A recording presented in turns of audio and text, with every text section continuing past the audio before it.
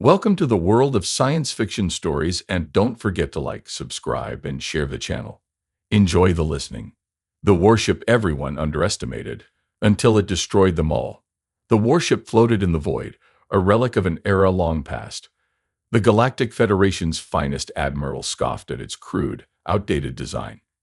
It was small, ugly, and painfully slow compared to the sleek, gravity-defying destroyers that filled the Federation's mighty fleets. To them, it was nothing more than a joke, a scrap heap barely worth the fuel it burned. Yet this so-called relic had a name, Indomitable, and Captain Ilias Rohr knew that names mattered.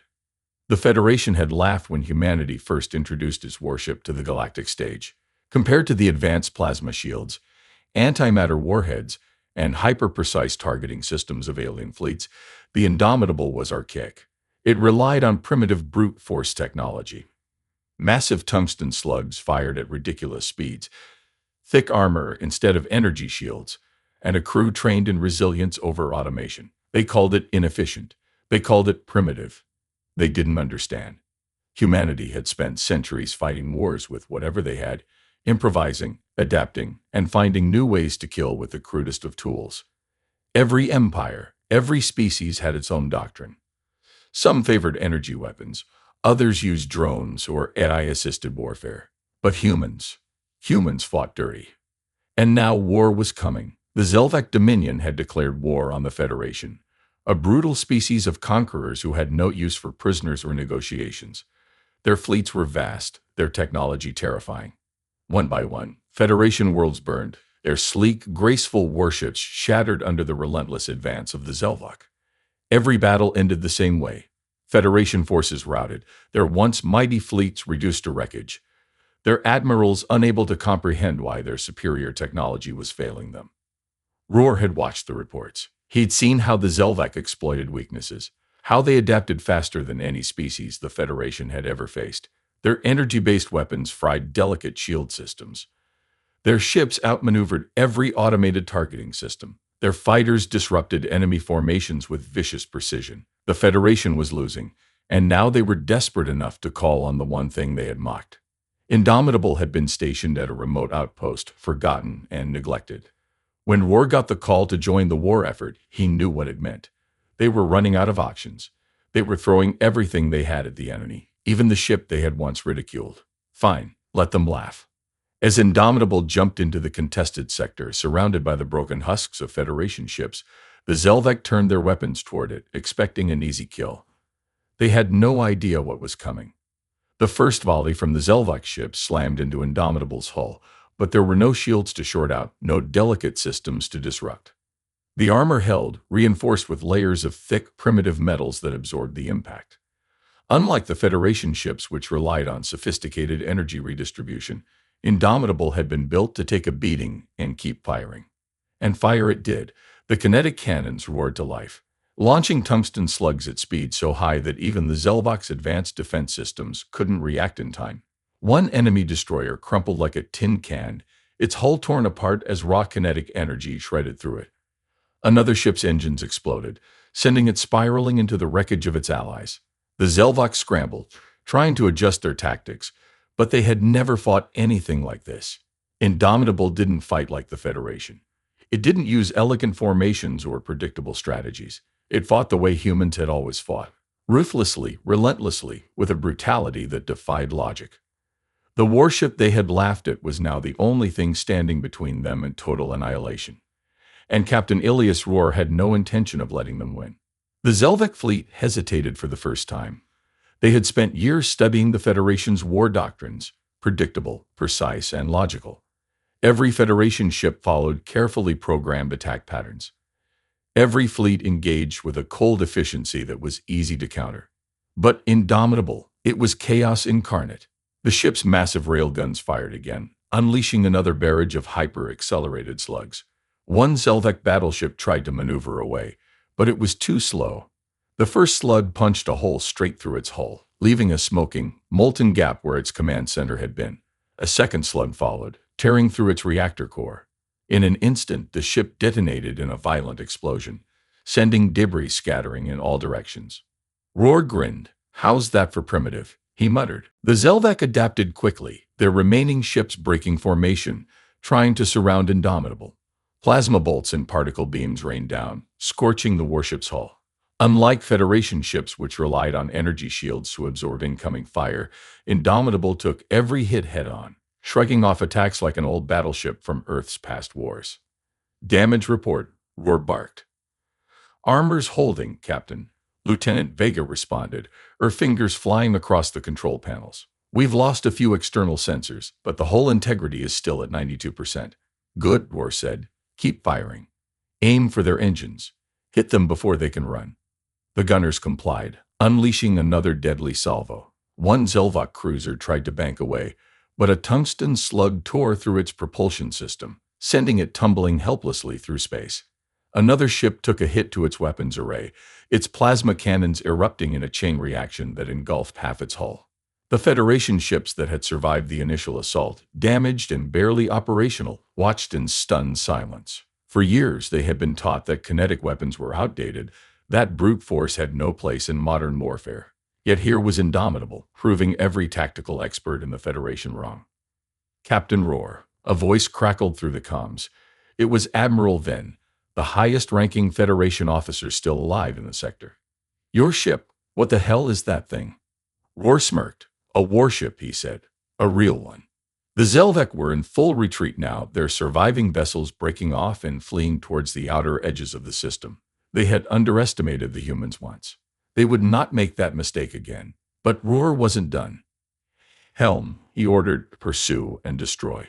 No survivors." Captain," Vega acknowledged. Indomitable's engines roared, propelling it forward with a force that made the deck tremble beneath their feet. Unlike the Federation ships, which relied on delicate energy fields for maneuvering, Indomitable had thrusters built for raw acceleration. The last Zelvok battleship, its hull smoking and its weapons failing, tried to make a final stand. It turned, charging its remaining plasma cannons for one desperate blast.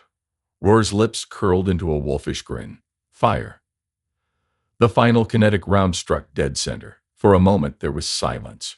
Then the Zelvok ship exploded in a massive fireball, the shock wave rippling across the battlefield. The last of the Dominion fleet was gone. A deep, stunned silence settled over the comms. Then slowly, a sound began to rise. Cheers, shouts of victory from the battered Federation crews who had thought this battle was lost. Roar leaned back in his chair, exhaling slowly. The battle was over, but the war, it was just beginning. And this time, humanity wasn't going to fight by the Federation's rules. This time, they were going to fight their way. The aftermath of the battle left the battlefield littered with debris. Broken Federation ships, charred Zelvok husks, and the lingering radiation of shattered reactors. Indomitable stood among the wreckage, scared but victorious. Captain Elias Roar surveyed the tactical screen. The Federation survivors were regrouping, scavenging what they could from the remains. The Zelvok, always arrogant in their superiority, had not expected to lose. This was the first time in the war that they had been outright beaten. The comms crackled to life again. Admiral Venn's voice carried a mix of exhaustion and something Roar hadn't heard from a Federation officer in a long time. "Respect. Captain Roar, we owe you our lives." Roar smirked, but his voice remained cool. "You can thank me when this war is over, Admiral. If we don't change the way we fight, today's victory will mean nothing." There was a long pause, then Venn sighed. "I won't argue with you. Whatever the Federation's been doing, it clearly hasn't worked." Another pause. "That ship of yours, Indomitable, it fights differently. It thinks differently. That's because it wasn't designed by committees of bureaucrats," Roar replied. "It was designed by people who know what war really is." Silence. "Then we need more ships like yours, Captain. A lot more." Roar had expected that. The Federation had dismissed human combat tactics for years, calling them inefficient and barbaric. But now, desperation was setting in. The Federation had always been built on the idea of technological and strategic superiority, but against an enemy like the Zelvok, who adapted, who learned, who exploited weakness, that superiority had crumbled. They needed a new strategy. No, they needed human strategy. Admiral Roar said, leaning forward, "If you're serious about this, I'm going to need more than a few new ships. I need full control over tactics and deployment.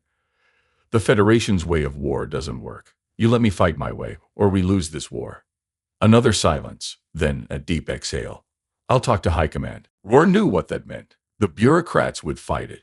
They wouldn't want to hand over control to some reckless human captain with an outdated warship. But they didn't have a choice. The war had changed, and Roar was going to make sure humanity led the charge. Set course for the nearest Federation shipyard, he ordered. We're going to show them what real warships look like. As Indomitable turned, pushing its way through the wreckage, a single thought burned in Roar's mind. Let them laugh. They wouldn't be laughing for long. The journey to the Federation shipyard was tense. The remaining Federation ships, battered and humiliated, followed Indomitable in silence. There were no official orders from High Command yet, no declarations of a new strategy, just the whispers spreading through the fleet, rumors that a single outdated human warship had turned the tide of battle. Roar sat in his command chair, watching the hyperspace tunnel streak past on the main display. He knew how this would play out. The Federation had spent centuries building a war machine that was sleek, efficient, and, in their minds, unstoppable. Now that machine was failing, and the people in charge wouldn't want to admit they were wrong. Captain, incoming transmission from the Federation shipyard, Vega reported. High Command is demanding an immediate debriefing. Roar grunted. Put them through. The holoscreen flickered to life, revealing an aging, shark-faced man with a uniform that looked like it had never seen a battlefield. Admiral Kasser, one of the Federation's senior strategists, the type of officer who had spent more time in meetings than in combat. Captain Roar, Kaiser began, his tone clipped. I've read the reports. I'm struggling to understand how your vessel, an outdated human relic, was able to outfight the Zelvok. Roar leaned forward. We won because Indomitable wasn't built by a committee that prioritizes aesthetics over survivability. Kassler's lips tightened. That ship of yours lacks shields. It lacks energy-based weaponry. It is a brute force design in an age of precision warfare. You're telling me it worked. You saw the results, Admiral. Kassler's expression darkened. It was a fluke. The Zelvok were unprepared for such primitive tactics. If they adapt, they will adapt. Roar cut in. That's the whole damn point.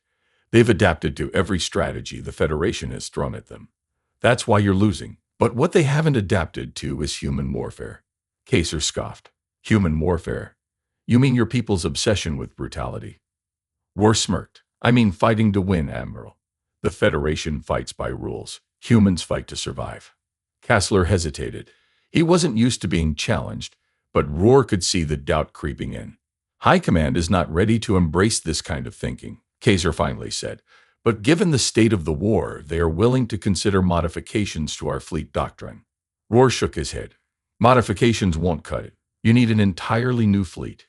You need Indomitable class warships, ships built for real combat, not for parade formations. You need human captains who understand war for what it really is. Kassler remained silent for a long moment. Then finally, I'll take your recommendations to the Council. But understand, Captain, if this backfires, your name will be remembered as the greatest failure in Federation history. Roar grinned. Or the man who saved it. The transmission cut out. Vega exhaled. Think they'll actually listen? Roar stared at the empty screen. They don't have a choice. Outside the shipyard loomed a massive construction hub where the Federation's finest warships were built. But Roar wasn't here for their designs. He was here to build something new, something human. And when the Zelvok came back, they wouldn't be facing Federation warships anymore. They'd be facing monsters. The Federation shipyard was a monument to its philosophy. Sleek, pristine, and soulless. Thousands of pristine warships lined the vast docking bays, their hulls reflecting the artificial light in shimmering perfection. To the Federation, these ships represented the pinnacle of advanced warfare. To Roar, they were little more than fragile glass sculptures waiting to be shattered. As Indomitable approached the docking ring, the crew could feel the weight of hundreds of eyes on them. Fleet personnel, engineers, and officers all stopped to stare at the battered, outdated warship limping into port. They had heard the stories. The ship they had laughed at, the relic they had mocked, had done what their finest fleets could not. Roar stepped off the boarding ramp, his boots echoing against the metallic flooring as he and his officers made their way toward the command center. Waiting for him was Admiral Kassler, flanked by several other high-ranking Federation officials. Some wore expressions of curiosity, others barely concealed disdain. Captain Roar, Kassler greeted him, his tone unreadable. Welcome to Zenith Shipyard. You've certainly caused a stir. Roar smirked. Figured the Federation could use a wake-up call. Kassler's expression hardened. You've been granted an audience with the War Council. They want to hear your proposals. Roar's smirk didn't fade. Good, let's get started. The War Council's chamber was an immense circular room with a massive holographic display at its center. Generals, admirals, and bureaucrats filled the seats, all watching as Roar stepped forward. A high-ranking official, Chancellor Varys, leaned forward. Captain Roar, you stand here today not as a hero, but as an anomaly. Your ship, an outdated, inefficient, and crude piece of human engineering, has somehow managed to win a battle where our finest fleets have failed. We want to know how. Roar folded his arms. Simple. Your fleets rely too much on technology and predictability. The Zelvuk know your playbook better than you do. They counter your formations before you even commit to them. They expect you to fight like the Federation. He stepped closer to the hologram, adjusting the display to show the wreckage from the last battle. They didn't expect indomitable, Roar continued.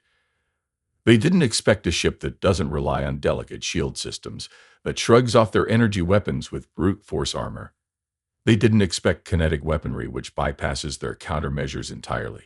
And they sure as hell didn't expect a crew that fights dirty. He turned back to the council. The Federation fights like it's playing a chess match, but war isn't chess. War is a brawl. And humans.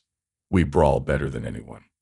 Murmurs rippled through the chamber. Some of the officials were visibly uncomfortable, others intrigued. Chancellor Vera studied him carefully. So what do you propose, Captain? Roar's grin widened. This was the moment he had been waiting for. You give me full authority to design a new fleet. Indomitable-class warships, ships built with kinetic weapons, thick armor, and human war doctrine. No more of this elegant, fragile nonsense. We fight like warriors, not bureaucrats. We build ships to win. The room exploded into debate. Some officers immediately protested, calling the idea reckless and outdated. Others, particularly those who had survived recent battles, argued in favor of it. Finally, Kaiser raised a hand, silencing the chamber. He looked at Roar, his gaze sharp.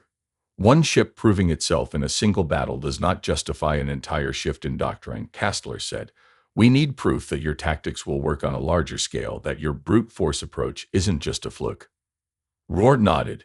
Then give me a test fleet. 10 ships. No restrictions, no oversight from your committees. Let me show you what humanity can really do. Kastler glanced at Varys, who exchanged a long look with the other officials. Then the Chancellor spoke. You'll get 5, she said. No more. Roar smirked. 5 will do. As the meeting concluded, Roar stepped out of the chamber, Vega at his side. Think they'll actually back us? She asked.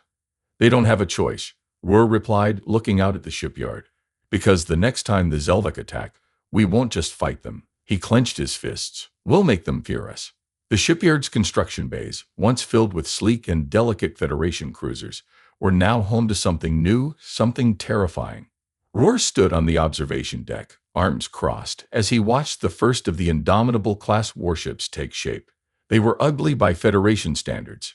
Thick hulls of reinforced composite alloys, heavy-set designs with no wasted space, and railgun batteries mounted like jagged teeth along their flanks.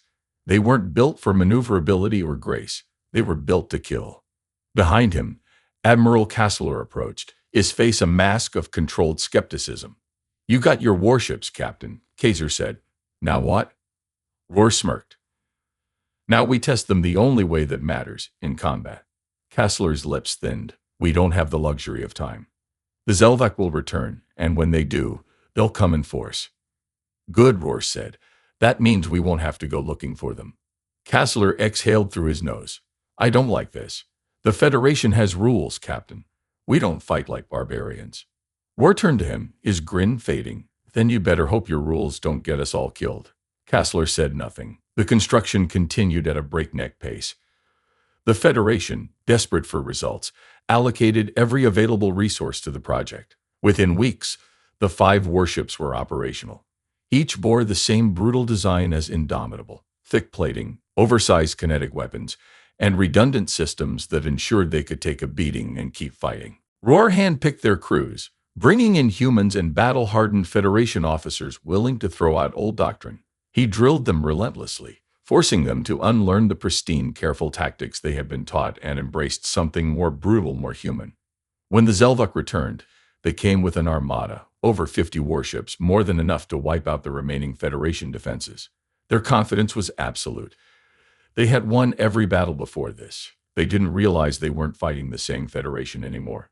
The new fleet deployed with Indomitable at the helm. As the enemy ships came into range, the Zelvak transmitted their usual demand for surrender. Roar responded with a railgun barrage. Tungsten slugs punched through Zelvak hulls like paper, shattering warships in seconds. The enemy scrambled, trying to return fire, but their plasma weapons splashed harmlessly against the reinforced armor of the Indomitable-class ships. The battle wasn't just a victory. It was a slaughter. By the time the last Zelvak ship tried to retreat, only a handful of them remained. Roar let them go. He wanted survivors. He wanted the Zelvak to spread the word. Humanity wasn't just fighting back. They were winning. Castler watched the aftermath in stunned silence. "My God," he whispered. "We can actually beat them." Roar turned to him, eyes cold. "We were always able to. You just didn't have the stomach for it." Castler swallowed. He knew Roar was right. The Federation had tried to win the war with rules. Humanity had won with war. And the Zelvak? They had just learned what it meant to fear humans.